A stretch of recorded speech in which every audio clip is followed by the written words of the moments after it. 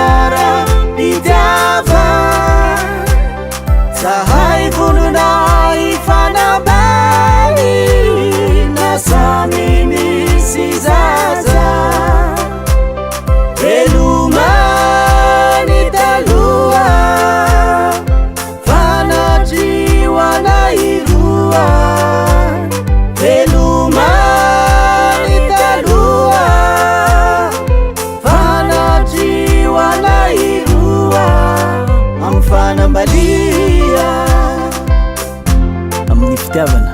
indraindray no mety voadona dia aza atao mampaninina fa raisy hoanitra amin'ny hoavinao dia aza kivy fa mitraka fa mbola ho avy ny anjaranao aminy vanambali